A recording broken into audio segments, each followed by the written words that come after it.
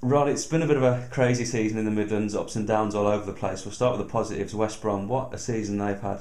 Well, they've done well, but it's now. I mean, I'm disappointed. I thought that an FA Cup run would be vital for them. I thought they were set up for it, and I thought the fact they've been beaten by QPR, that's a big blow because they went out the League Cup early as well. I think it's Albion. Albion are safe, obviously, in the division. Will probably finish in the top. I think they'll finish in the top 9, which is satisfactory. But it would have been nice to have topped it all off with a good cup run in either of the cups. Some fans are getting angry at West Brom with their recent form. Do you think that's fair? I mean, you can get so far. You can't just sit on your laurels, can you, and say, "Oh, we've done this." If we get some bad results, it's not the end of the world. How do you see it? Yeah, they'll be disappointed. I've always thought the Albion fans are very good, actually, but they'll be disappointed because they expect, the fact that we're third and fourth in the league, which is probably more than they should have been, but because they've lost 2 or 3 and they look as if they're on a little bit of a slide now. People are going, can we, can't we, but overall they've had a satisfactory season. But I think they'll be very disappointed in not having a cup run. And that depends, of course, from now till the end. That's important. They get that out of the system and say, all right, let's go for an all-out finish. Right, that's positives done with Villa. Where on earth do they go from here?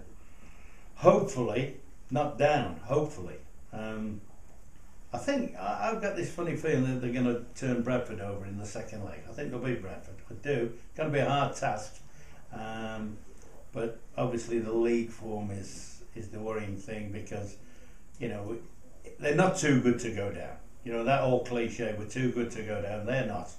They'll have it all, and they'll need to play an awful lot better in the second half of the season to survive. Because when you look at a lot of the teams that are down there, like your Wigans and people like that, Wigan know what it's about. They do it every year. It may well be that this is the year they don't do it, but it's not a new thing for them. Now, when that sort of pressure creeps up on a club like the Villa, then all of a sudden it might just be that 1 or 2 lose the nerve. Let's drop down the division. It's the Championship. Wolves just brought in Dean Saunders, who you know well. How do you see that appointment and the development there? I'll tell you something about it. It'll be a much livelier place than it was a fortnight ago. I thought, all due respect to him, Solbakken did well in Copenhagen. Didn't do so well at Cologne, but did well in Copenhagen. But I think that Championship is a particular league. I think you've got to have people in it that know what it's about.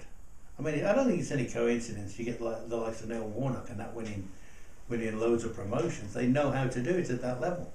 And the one thing Dino will give them, at the moment he's still an inexperienced manager, but he will give them great enthusiasm. There'll be a buzz about the place, and he'll liven the place up. And Wolves are a massive football club. They are massive, and if he, in fact, I had a chat with him a few weeks ago, when he took the job.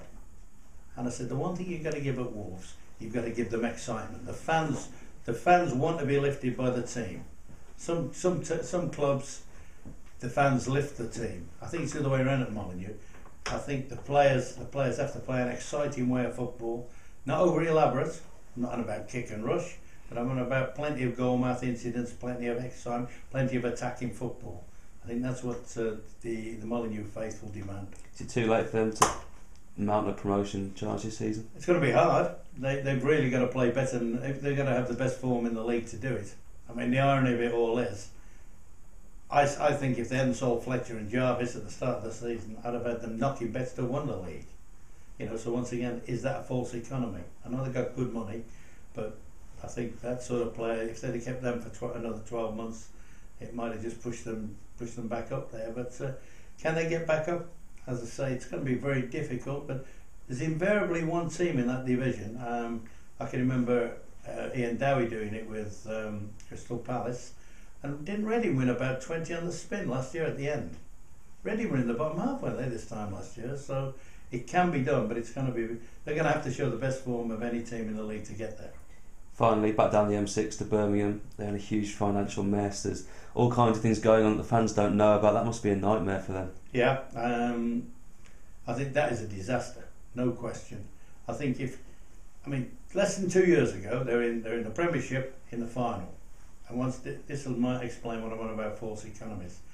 Of that team that played in the final, and it was a decent team. I mean, and they went down on the last kick of the match with 39 points when Wolves got the second goal against Blackburn, wasn't it? Put them down. I'm looking at that team. Like Ridgewell's gone, the two centre halves, Johnson and Dan have gone. Ferguson's gone. I can only think about one of Larson's gone. There's probably only about 2 players left, if that were in that team 2 years ago now. That was a decent team that would have bounced back. You get rid, cash in, and once again, is that false economy?